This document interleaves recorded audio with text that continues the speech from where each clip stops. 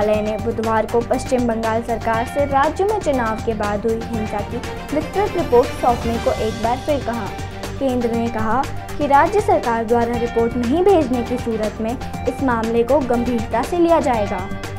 राष्ट्रीय लोकदल के राष्ट्रीय अध्यक्ष और पूर्व केंद्रीय मंत्री अजीत सिंह चौधरी का निधन हो गया है। वह कोरोना संक्रमित थे और मंगलवार रात से ही उनकी हालत नाजुक बताई जा रही थी। वह गुरुग्राम के एक प्राइवेट अस्पताल में भर्ती थे। वह 20 अप्रैल को कोरोना संक्रमित हुए थे। अजीत सिंह के बेटे और पूर्व सांसद जयंत चौधरी ने अपने सोशल मीडिया अकाउंट ट्विटर पर इसकी जानकारी दी। दिल्ली के छत्रसाल स्टेडियम में मंगलवार देर रात पहलवानों के 2 गुटों में झगड़ा हो गया। मामला यहाँ तक बढ़ गया कि गोलियां चल गई।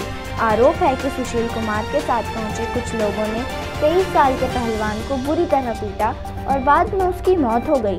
इस मामले में दिल्ली पुलिस ने ओलंपिक मेडल विजेता सुशील कुमार के घर पर छापा भी मारा।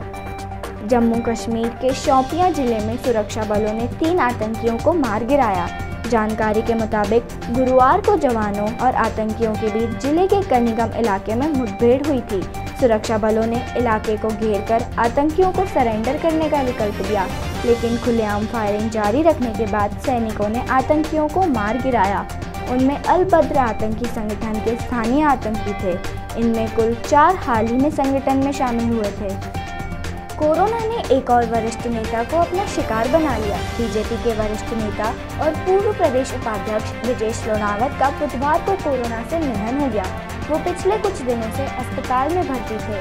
उनके लंग्स में इन्फेक्शन काफ़ी बढ़ चुका था। बुधवार दोपहर राजधानी भोपाल के एक निजी अस्पताल में इलाज के दौरान उनकी मौत हो गई। दिल्ली में ऑक्सीजन की सप्लाई की देखरेख कर रहे केंद्रीय अफसरों के खिलाफ दिल्ली हाईकोर्ट नोटिस पर सुप्रीम कोर्ट ने बुधवार को रोक लगा दी। केंद्र ने हाईकोर्ट के नोटिस को सुप्रीम कोर्ट में चुनौती दी थी। सुप्रीम कोर्ट ने ये माना कि केंद्र के अफसरों को जेल भेजने या फिर उन्हें अवमानना के मामले में घसीटने से ऑक्सीजन नहीं मिलेगी, लेकिन अदालत ने केंद्र से पूछा कि इस समस्या का हल क्या है। ममता बनर्जी फिर मुख्यमंत्री बन गई हैं। उन्होंने बुधवार को शपथ ले ली। ये तीसरी बार है जब वे बंगाल की कमान संभाल रही हैं।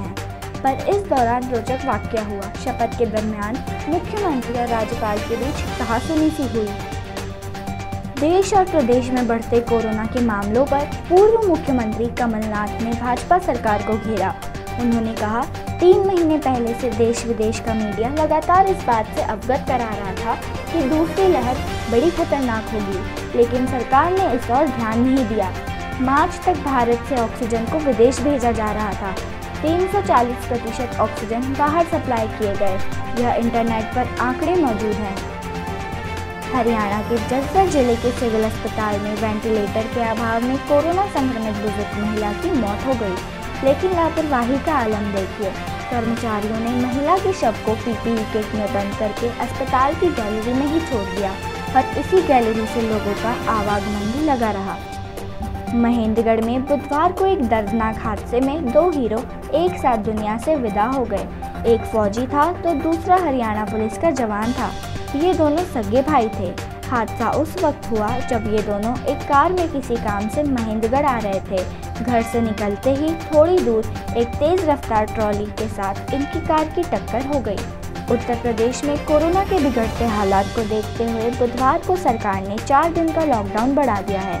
अब प्रदेश में सोमवार सुबह 7 बजे तक लॉकडाउन रहेगा। 2 दिन पहले सरकार ने गुरुवार सुबह 7 बजे तक के लिए लॉकडाउन घोषित किया था। बीते एक हफ्ते से प्रदेश में हर रोज औसतन 25 से 30 हज़ार नए केस मिल रहे हैं, लेकिन चिंता की बात यह है कि मौत का आंकड़ा कम नहीं हो रहा है। छत्तीसगढ़ में संक्रमित और मौत के आंकड़े बढ़ने लगे हैं। तमाम ऐसे लोग हैं जो अपनों का अंतिम संस्कार तक नहीं कर पा रहे। ऐसे में गरियाबंद के 2 युवा फरिश्ता बन गए हैं। लॉकडाउन में रोजगार छीना तो संक्रमितों की सेवा को ही मकसद बना लिया। जिन शवों को परिजन हाथ नहीं लगाते उन्हें भी मुक्तिधाम पहुंचाते हैं। वहीं एसडीएम ऑफिस बंद होने के बाद एक पटवारी स्कूटर पर ही बैठकर डेथ सर्टिफिकेट बनाने लगा। पश्चिम बंगाल में तीसरी बार मुख्यमंत्री पद की शपथ लेने के तुरंत बाद ममता बनर्जी ने राज्य में लॉकडाउन जैसी पाबंदियों का ऐलान कर दिया है। कोरोना संक्रमण को रोकने के लिए राज्य में जहां लोकल ट्रेनों की आवाजाही भी रोकने का फैसला किया गया है, तो दुकानें भी कुछ घंटों के लिए ही खुलेंगी। कोरोना महामारी की दूसरी लहर के बीच बंगाल में होने वाली चुनावी रैलियों को लेकर राजनीतिक दलों और चुनाव आयोग को आलोचनाओं का सामना करना पड़ा है। स्टील अथॉरिटी ऑफ इंडिया ने प्रोफेशिएंसी नर्स ट्रेनिंग के 83 पदों पर भर्ती के लिए नोटिफिकेशन जारी किया है। इन पदों के लिए कैंडिडेट्स का सिलेक्शन इंटरव्यू के आधार पर किया जाएगा। इच्छुक कैंडिडेट्स 3 मई से 17 मई तक इन पदों के लिए ऑनलाइन आवेदन कर सकते हैं।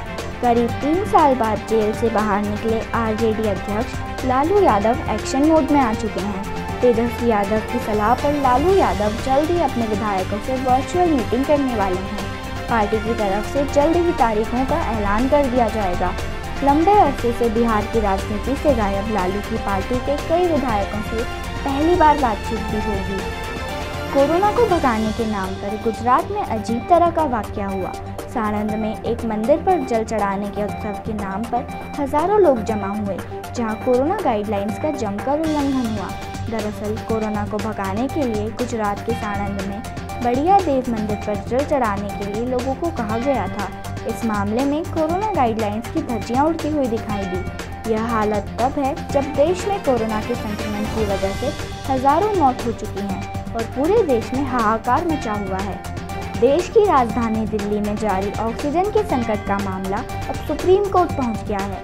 बुधवार को केंद्र सरकार ने सुप्रीम कोर्ट का रुख किया है। ऑक्सीजन संकट पर बुधवार को सुप्रीम कोर्ट में सुनवाई हुई। केंद्र सरकार ने कोर्ट में बताया कि दिल्ली की मांग अधिक है, उसके मुताबिक संसाधन की जरूरत है। अदालत में जस्टिस शाह ने टिप्पणी करते हुए कहा कि ये एक राष्ट्रीय आपदा है। ऑक्सीजन की कमी की वजह से लोगों की मौत हुई है। कोरोना पैंडेमिक के इस मुश्किल समय में फिल्म और टीवी सीरीज ने लोगों के कठिन हालात को थोड़ा आसान बनाया है। ऐसे में दर्शकों के लिए एक और बड़ी खुशखबरी आई है। जल्द ही अमिताभ बच्चन का गेम शो कौन बनेगा करोड़पति अपने नए सीजन के साथ लोगों के मनोरंजन को दुगना करने आ रहा है। शो के रजिस्ट्रेशन तारीख की अनाउंसमेंट कर दी गई है। ट्विटर ने कंगना रनौत का अकाउंट स्थायी रूप से सस्पेंड करने के बाद एक बयान जारी किया। ट्विटर ने कहा है कि माइक्रो ब्लॉगिंग साइट के नियमों, खास तौर पर घृणित आचरण और अपमानजनक व्यवहार नीति का बार बार उल्लंघन करने को लेकर अभिनेत्री कंगना रनौत का अकाउंट सस्पेंड किया गया है। ट्विटर के एक प्रवक्ता ने कहा, हम स्पष्ट कर चुके हैं कि हम ऐसे व्यवहार जिससे किसी को ऑफलाइन नुकसान हो सकता है। साथ ही ने किया धोनी की वापसी में देरी का खुलासा। कहा वह होटल छोड़ने वाले आखिरी शख्स होंगे। सीएसके के एक सदस्य ने खुलासा किया है कि टीम के कप्तान MS धोनी होटल छोड़कर घर वापस जाने वाली फ्लाइट में सवार होने वाले आखिरी व्यक्ति होंगे। धोनी ने कहा है कि पहले विदेशी खिलाड़ी बस स्टॉप वापस जाएं और फिर भारतीय खिलाड़ी लौटे। फिलहाल धोनी का गुरुवार को रांची के लिए फ्लाइट लेने का कार्यक्रम है।